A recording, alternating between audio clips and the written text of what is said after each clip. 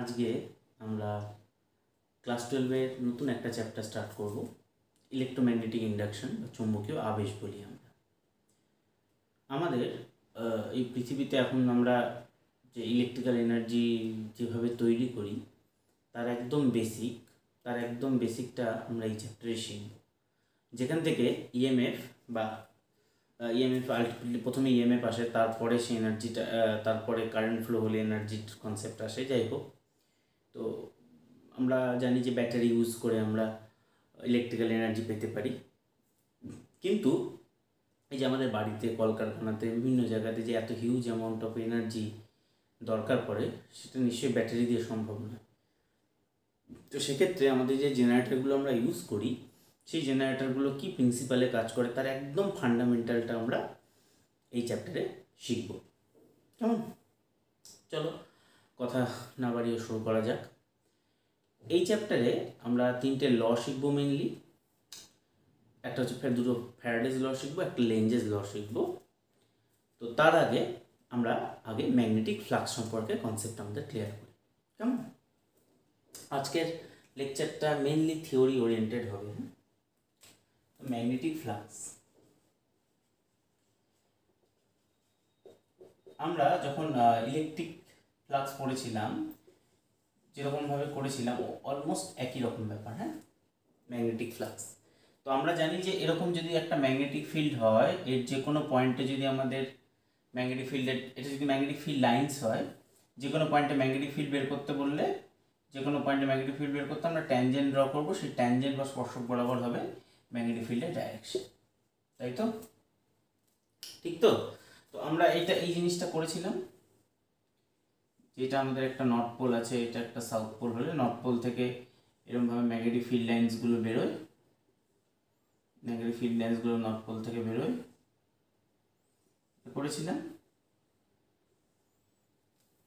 ঠিক তো এর কাছাকাছি বলেছিলাম ম্যাগনেটিক ফিল্ডটা স্ট্রং, দূরে চলে গেলে ম্যাগনেটিক ফিল্ডটা আস্তে আস্তে উইক হবে আমাদের। তাই তো? আমরা যদি এখানে একটা কাল্পনিক একটা যদি এরিয়া কল্পনা করি, একটা এরিয়া যদি ইমাজিন করি, আমরা একটা ইমাজিন করি এরিয়া, তো এই এরিয়ার মধ্যে দিয়ে কতগুলো ফিল্ড লাইন্স গেছে সেটাই হচ্ছে আমাদের ম্যাগনেটিক ফ্লাক্স। ঠিক আছে, ম্যাগনেটিক ফ্লাক্সকে আমরা ফাই এম দিয়ে লিখবো, কেউ ফাই বি দিয়েও লিখতে পারি, ফাই এম দিয়ে লিখতে পারি। ফাই বি মানে হচ্ছে ম্যাগনেটিক ফ্লাক্স। কেমন? তো আমরা যে ম্যাগনেটিক ফিল্ড পড়ি, যেটাকে আমরা বি দিয়ে লিখি, আগের চ্যাপ্টারে পড়েছি, সেটা হচ্ছে ফ্লাক্স পার এরিয়া। ফ্লাক্সের ইউনিট ওয়েবার, এরিয়ার ইউনিট এসআই মিটার স্কোয়ার। তো ওয়েবার পার মিটার স্কোয়ার, যাকে আমরা টেসলাও বলে থাকি। তাই তো? টেসলাও বলে থাকি ওয়েবার পার। তার মানে আমরা flux equal to B into A লিখতে পারি। তাই তো? যে ম্যাগনেটিক ফিল্ড, তাকে এরিয়া দিয়ে মাল্টিপ্লাই করলে ফ্লাক্স পেয়ে যাবো। ব্যাপারটা এইরকমই সিম্পল, একটু আলাদা, আমরা একটু অন্যভাবে পড়বো ব্যাপারটা। তো আমরা ফার্স্ট কেস করছি, কেস 1, যেখানে ম্যাগনেটিক ফিল্ডটা constant or constant magnetic field,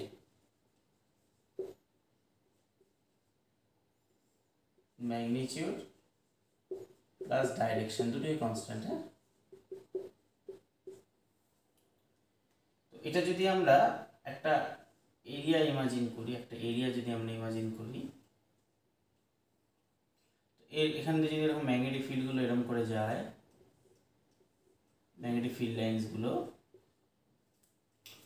তো এই ম্যাগনেটিক ফিল্ড লাইন্সগুলো যদি মানে এই ম্যাগনেটিক ফিল্ডটা এই জায়গাটা যদি কনস্ট্যান্ট হয়, মানে 5 টেসলা বা 10 টেসলা, বেশি বলে ফেললাম, আরও কম ধরে কিছু একটা, তার মানে আর এবং ডাইরেকশনটা এই দিকেই, দেখো এই দিকেই আছে, একটাই দিকে এরকম নয়, ম্যাগনেটিক ফিল্ডের ডাইরেকশন সব একই দিকে, ম্যাগনিটিউডও একই। তো সেক্ষেত্রে আমরা ফ্লাক্স ইকুয়াল টু বলবো বি ডট এ, যেখানে ম্যাগনেটিক ফিল্ডটা বি, এটা হচ্ছে এরিয়া ভেক্টর। এই যে এরিয়া আমরা বলেছিলাম, এটা যদি এরিয়া মনে করো, তুমি এটা এরিয়া মনে করো, এরিয়া ভেক্টর এর সাথে পারপেন্ডিকুলার হবে, তোমার দিকে হতে পারে, ওই দিকে হতে পারে, এরিয়া ভেক্টর। কেমন? এরিয়ার সাথে পারপেন্ডিকুলার হচ্ছে এরিয়া ভেক্টর। এই এরিয়া, এর সাথে মনে করো পারপেন্ডিকুলার এরিয়া ভেক্টরটা এইদিকে এরিয়া ভেক্টর আছে। তাহলে বি ডট এ মানে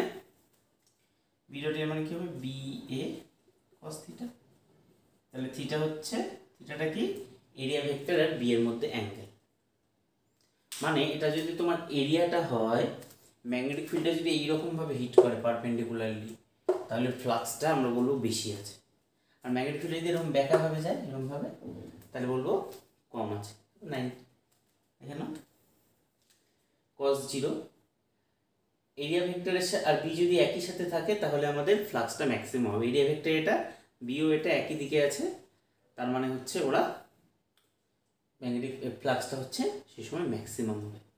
এমনিভাবে ভাবো যে এটা মনে করো একটা দেওয়াল আছে, এই দেওয়ালটাকে তোমাকে ভাঙতে হবে। তো তুমি নিশ্চয়ই ঘুষিটা এরকম করে মারবে নাকি এরকম ব্যাকা করে মারবে?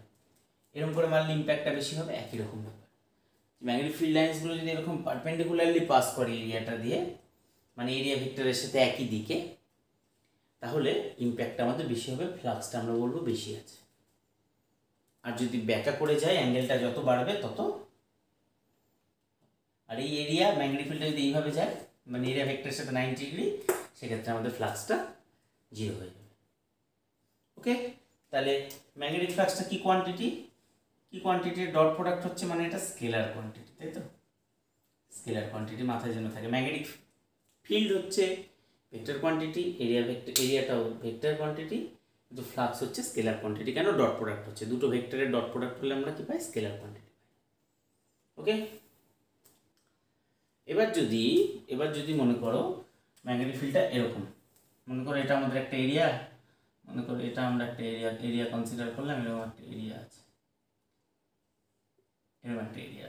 একটা ম্যাগনেটিক ফিল্ড এদিকে, একটা ম্যাগনেটিক ফিল্ড এদিকে, একটা ম্যাগনেটিক ফিল্ড এদিকে, একটা ম্যাগনেটিক ফিল্ড এদিকে, একটা ম্যাগনেটিক ফিল্ড এদিকে, এরকম যদি হয়, সেক্ষেত্রে আমাদের কী করতে হবে? সেই ক্ষেত্রে আমাদের ছোট ছোট এরিয়া নিতে হবে। ছোট ছোট এরিয়া নিয়ে তার জন্য কী করতে হবে? ফ্লাক্স বের করতে হবে, ডি ফাই বের করতে হবে। ডি ফাই ইকুয়াল কী হবে? ওইখানকার ম্যাগনেটিক ফিল্ড ছোট্ট এরিয়া ভেক্টর নিয়ে তাদের ডট প্রোডাক্ট করবে। মানে আলটিমেটলি আমাদের ফ্লাক্স হবে, আমরা পুরো সারফেস ইন্টিগ্রেশন করব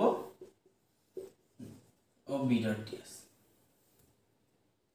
ঠিক আছে, তোমরা যারা ফিউচারে এইসব নিয়ে আরও পড়াশুনো করবে, ফিজিক্স অনার্স বা ইঞ্জিনিয়ারিং পড়বে, তখন তোমরা এটা আরও একটা ফর্ম দেখতে পাবে। ঠিক আছে, সেটা আমরা এখন আলোচনা করছি না, আপাতত আমাদের জন্য এইটুকু মোর দেন না। তাহলে ফ্লাক্স কি আমরা বুঝতে পারলাম। তা ফ্লাক্সের ইউনিট কি? ফ্লাক্সের ইউনিট হচ্ছে ওয়েবার বলি আমরা। হ্যাঁ, মনে করো আর ওয়েবার পার মিটার স্কোয়ারকে আমরা বলি টেসলাতে। একটা ফিল্ড লাইন্স, এই যে একটা ফিল্ড লাইন্সকে আমরা 1 ম্যাক্সওয়েলও বলে থাকি। ঠিক আছে, একটা ফিল্ড লাইন্সকে কি বলি? 1 ম্যাক্সওয়েল। তো যদি 10⁸ খানা লাইন্স থাকে কোথাও, তাহলে আমরা বলবো ওখানে 1 ওয়েবার ফ্লাক্স আছে। কত? 10⁸ খানা যদি লাইন থাকে, প্রচুর, তাহলে বলবো আমরা 1 ওয়েবার। তার মানে 1 ওয়েবার ফ্লাক্স মানে অনেকগুলো ফিল্ড লাইন আছে। আর সেটা যদি পার মিটার স্কোয়ারে হয়, একটা মিটার স্কোয়ার এরিয়াতে যদি 10⁸ খানা লাইন থাকে, তাহলে বলবো 1 টেসলা ম্যাগনেটিক ফিল্ড ওখানে। তার মানে 1 tesla is a huge amount. Okay, বুঝতে পেরেছি? নোট ডাউন করে রাখবে, 10⁸ number of lines is equal to 1 weber flux. Okay, চলো এরপরে আমি যেটা বলছিলাম যে আমাদের যে জেনারেটর, তার বেসিক ফান্ডা, যেটা আমরা ফ্যারাডেজ ল দেবে, এই ইন্ডাকশনের কনসেপ্টে ঢুকছি আমরা আস্তে আস্তে, কেমন? তো সেটা বুঝতে গেলে আমাদের দুটো জিনিস বুঝতে হবে। একটা হচ্ছে, ফার্স্ট হচ্ছে ফ্যারাডেজ ল। ফ্যারাডে আমাদের প্রথমের কনসেপ্ট দিয়েছিল, একটু অন্যভাবে দিয়েছিল।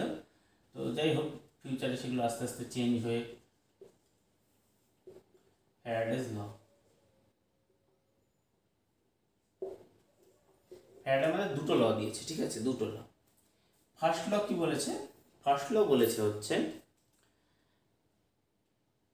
যে কোথাও যদি ম্যাগনেটিক ফিল্ডটা টাইমের রেসপেক্টে চেঞ্জ হয়, ম্যাগনেটিক ফিল্ডটা, তাহলে সেখানে ইএমএফ ইনডিউসড হবে, সেখানে একটা ভোল্টেজ ইনডিউসড হবে। মানে ভোল্টেজ ইনডিউসড হবে মানে সেখানে কারেন্টও ফ্লো করবে। আমরা যদি ব্যবস্থাটা করি, একটা ক্লোজ পাথ যদি প্রোভাইড করি, একটা ক্লোজ লুপ প্রোভাইড করি, তাহলে ওর মধ্যে দিয়ে কারেন্টটাও ফ্লো করবে। কি বললাম তাহলে, কোথাও যদি ফ্লাক্সটা চেঞ্জ হয় টাইমের রেসপেক্টে, মানে ধরে নাও এখন এত এত ফ্লাক্স আছে, কিছুক্ষণ পরে কমে গেল, আবার বেড়ে গেল বা কমে গেল, এরকম হলে কী হবে, ভোল্টেজ তৈরি হবে। শুধুমাত্র ম্যাগনিটিউড নয়, ডাইরেকশনে যদি চেঞ্জ হয় সেক্ষেত্রেও ভোল্টেজ তৈরি হবে। নোট করো, মানে ডাইরেকশনে যদি চেঞ্জ হয়, মানে প্রথমে কখনো এরকম আছে, তারপরে এরকম হয়ে গেল, চেঞ্জ হবে, কী হবে, ইএমএফ তৈরি হবে। ফার্স্ট ল এটা বলেছে। সেকেন্ড ল কী বলেছে, সেকেন্ড ল বলেছে যত বেশি সময়ের রেসপেক্টে চেঞ্জ হবে, যত বেশি চেঞ্জ হবে, তত বেশি ইএমএফ তৈরি হবে। যে ইএমএফ যে তৈরি হবে বললাম আমি, সেটা কার সাথে প্রপোর্শনাল হবে, d∅/dt। ফ্লাক্সটার সময় সাপেক্ষে যত বেশি চেঞ্জ হবে ফ্লাক্সটা, তত বেশি আমাদের ম্যাগনেটিক ফিল্ডটা তৈরি হবে। মানে খুব তাড়াতাড়ি যদি অনেক পরিবর্তন হয়, তাহলে বেশি বেশি ভোল্টেজ তৈরি হবে। ঠিক আছে, ঠিক আছে, ওকে। তো আমি ব্যাপারটা একটু তোমাদের বোঝাচ্ছি, ভালো করে বোঝার চেষ্টা করো। মনে করো তোমার কাছে এরকম একটা বার ম্যাগনেট আছে, এটা সাউথ পোল, এটা নর্থ পোল। তাহলে আশা করি ম্যাগনেটিক ফিল্ড লাইন্সগুলো কেমন হবে আমরা জানি। ম্যাগনেটিক ফিল্ড লাইন্সগুলো এরকম হবে।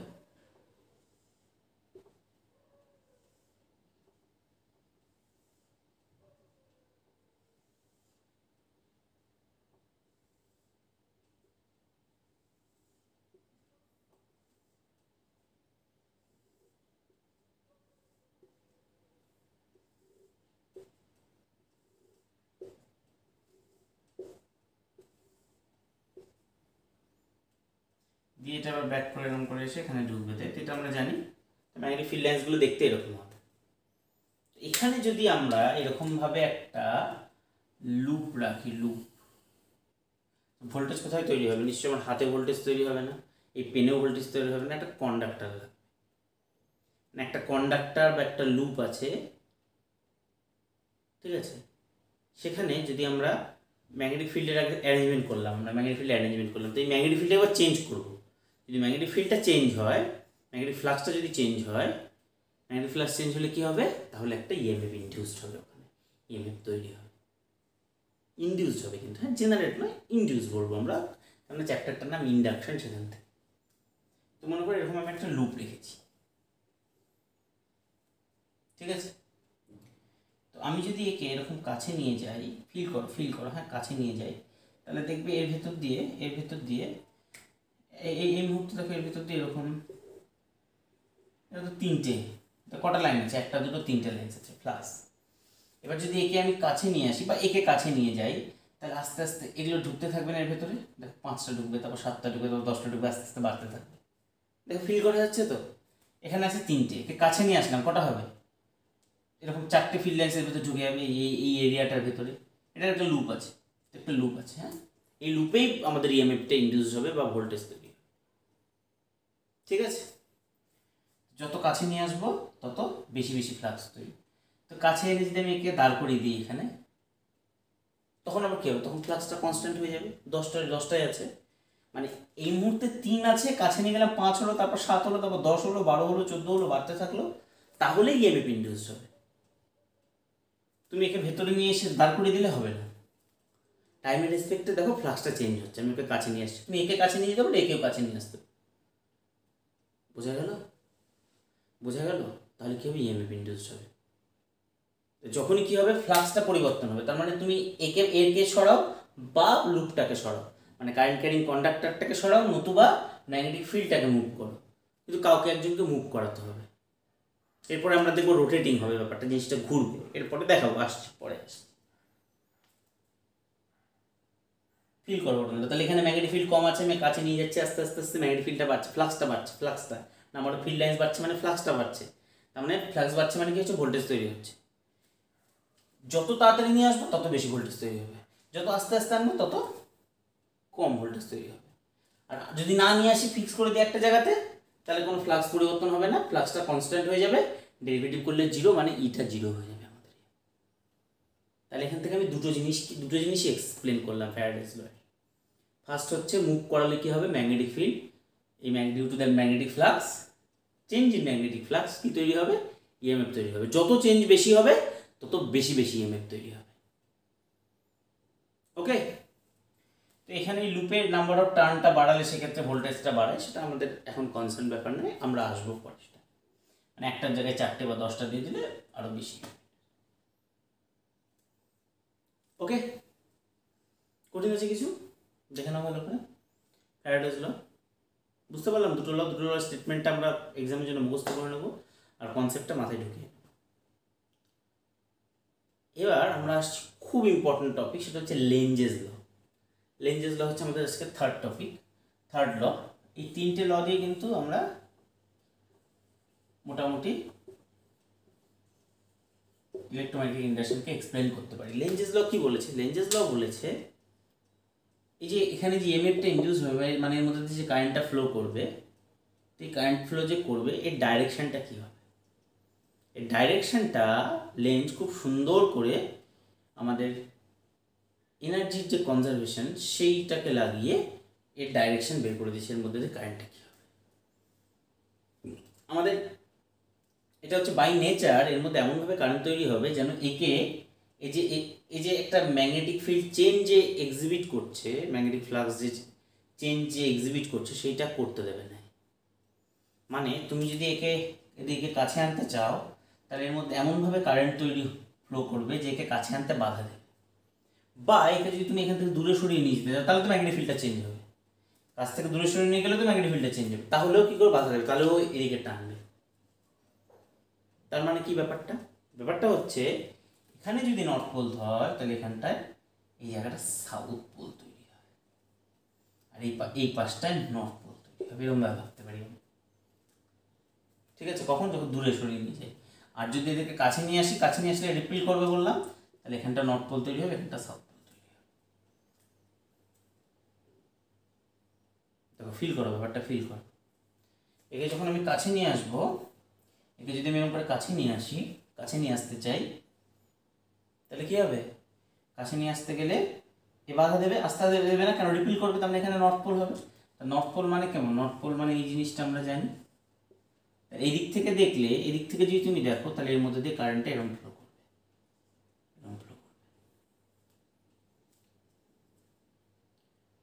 বুঝতে পারলাম? বুঝতে পারছি তো? দেখো ভালো করে। ওকে, আচ্ছা, এবার যদি আমরা এটাকে একটু অন্যভাবে এক্সপ্লেন করি, মনে করছি এটা আমাদের এই প্লেনের ওপর এরকম এই কয়েলটা এখানে রাখা আছে, ঠিক আছে? এই প্লেনে রাখা আছে। আর এখানটাতে মনে করো তুমি এখানটাতে, মানে এখানটাতে আমি ইয়েটা রেখেছি, ম্যাগনেটটাকে রেখেছি। তো আমি যদি এবার এখানে নর্থ পোল আছে, এটা সাউথ পোল আছে, এখান থেকে এরকম ম্যাগনেটিক ফিল্ড এরকম বেরোচ্ছে ম্যাগনেটিক ফিল্ড। একে যদি এর কাছে নিয়ে যাই, এর মধ্যে এমনভাবে কারেন্ট ফ্লো করবে যেন উল্টো দিকে ম্যাগনেটিক ফিল্ড, এই ম্যাগনেটিক ফিল্ডটাকে কমিয়ে দেয়।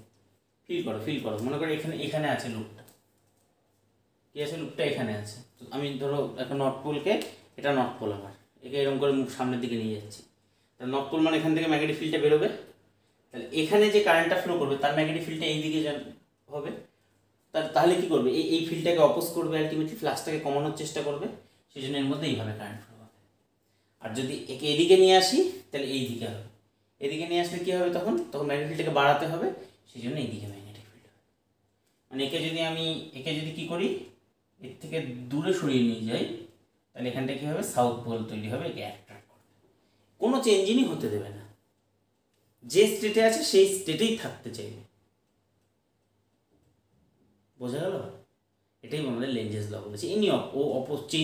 চেঞ্জিংটাকে অপোজ করবে, যে চেঞ্জ করতে চাইবে তাকে অপোজ করবে। বোঝা গেল? এই হচ্ছে আমাদের ইলেকট্রোম্যাগনেটিক ইন্ডাকশনের একদম বেসিক 3টি জিনিস। একটা ফ্যারাডেজ ল, ফার্স্ট সেকেন্ড, সেটাতে আমরা ম্যাগনেটিক ফিল্ড কী করে এখানে ইএমএফ ইন্ডিউসড হচ্ছে, কী করে কারেন্ট ফ্লো হচ্ছে, তার রিজনটা কি সেটা এক্সপ্লেন করলাম।